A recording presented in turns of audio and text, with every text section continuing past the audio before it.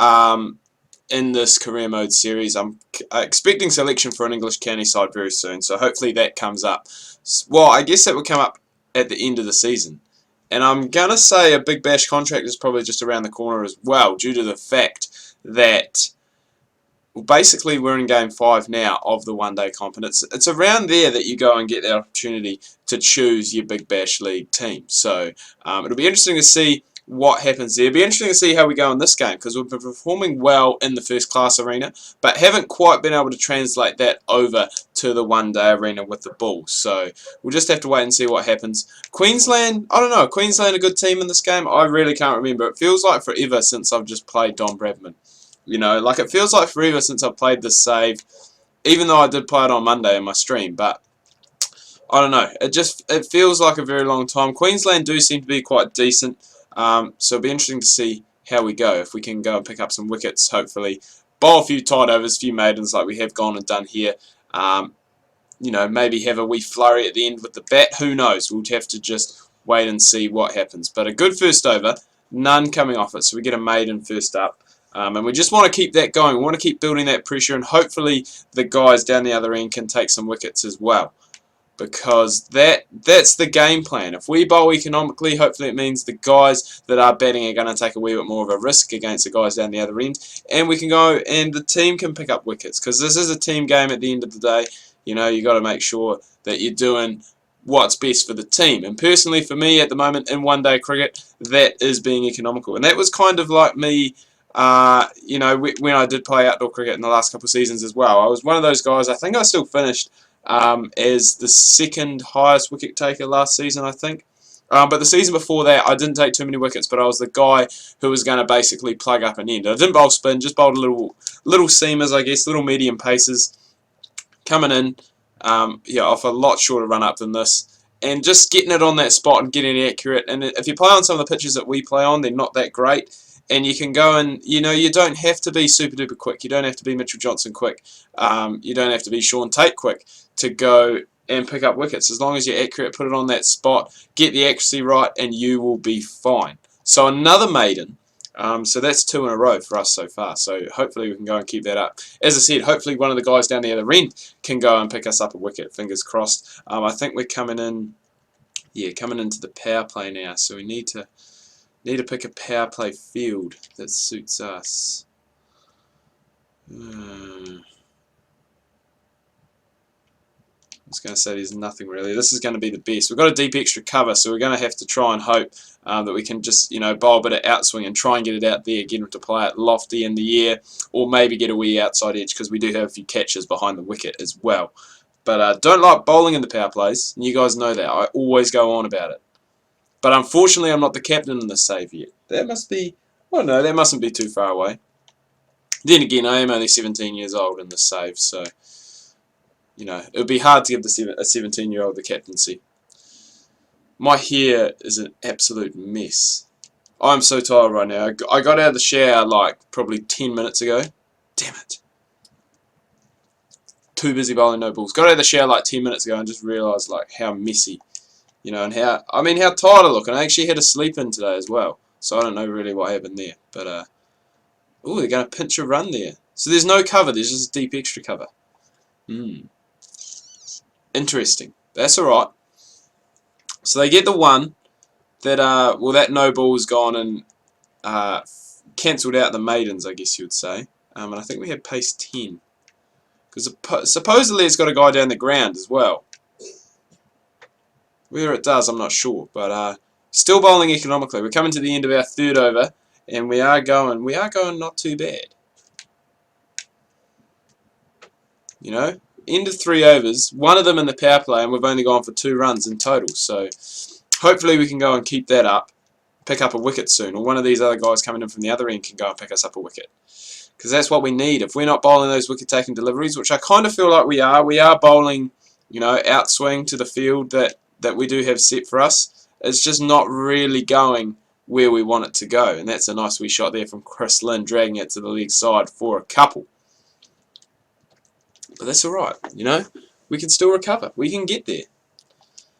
I think outswing is the way to go. I mean, we've got, as I said, we've got that guy at deep extra cover. We've got those 2 catches we've got like a first slip and I guess a gully. And then if we do go and stray a wee bit too straight, we do have that guy at fine leg, who again is pretty straight. It doesn't matter because we're going to do it ourselves. We pick up our first wicket of the day. Chris Lynn caught and bowled. That's what we like to see. We like to see those chances coming our way. It was again that outswing. That outswing I think is the way to go. And now we've got Peter Forrest coming into the attack. So it'll be interesting to see how he goes. Be interesting to see how our wicket taking goes now that we've got one quite early on in our spell. This is, I believe this is our 4th over now. Or 3rd. One of the two. Ooh, Peter Forrest. That ball had a wee bit of zip about it. It had a bit of zip, it had a bit of bounce, had a bit of everything. And it wasn't too far away from the off stump. Neither is that. That is an absolute ripper. Peter Forrest at 6s and 7s at the batting crease at the moment. So another very good over from Cliffy. Picks up the wicket there.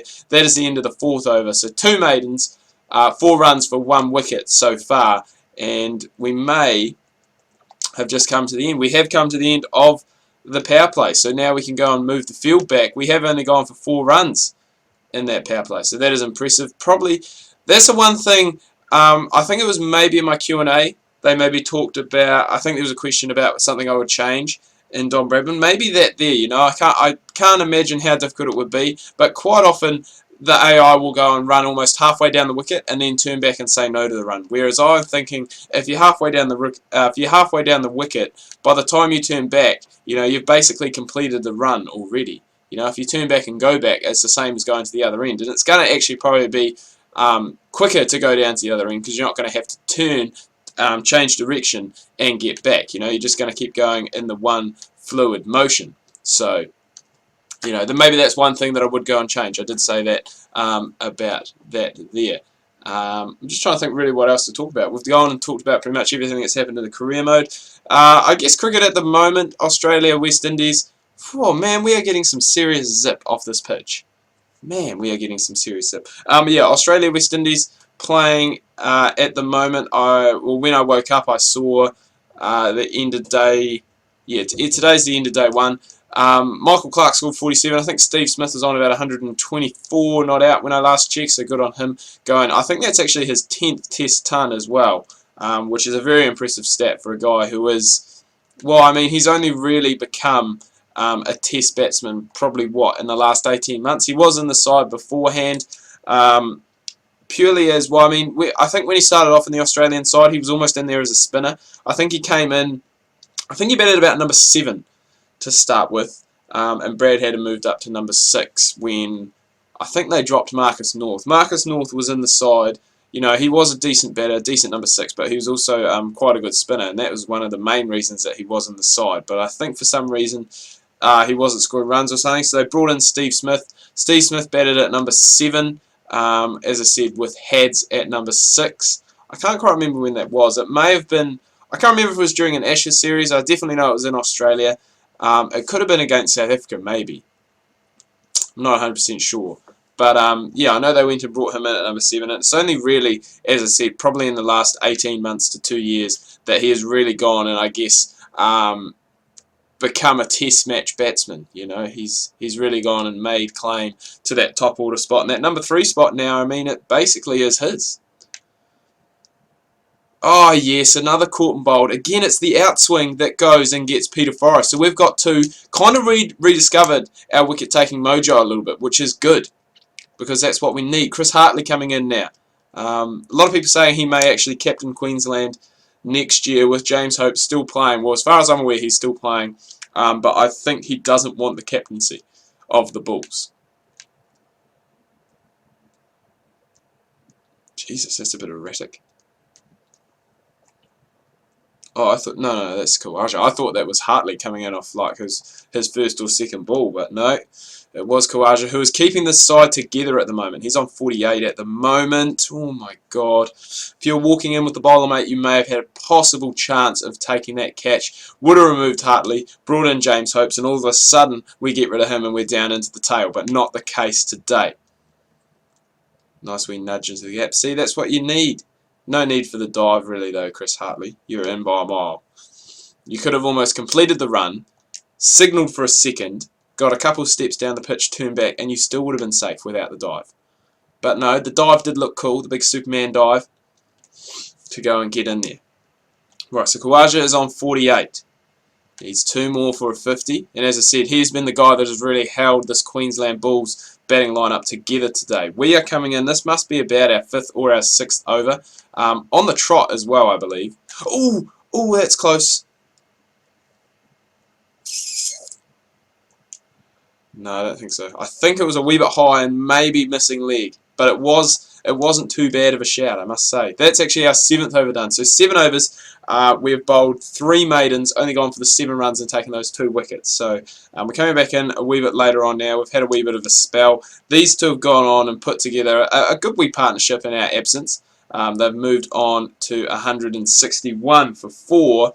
And we'll just have a quick wee look in a second to see who is on what. Hopefully we can go and break this partnership, because I guess that's what the skipper's gone and brought me back in for. But Kawaja's moved on to 82. Chris Hartley 18 off 24 after he did struggle a wee bit at first. And that is, I think even if we had our fine leg back on the fence, I don't think he would have taken that. That is a very fine shot. I don't know how Kawaja's actually gone and hit it that fine. There we go, banging it into the pads. If we can just get that one to pitch just on leg, just on leg, and get it to move away just a fraction, we're going to be in with a very good shout.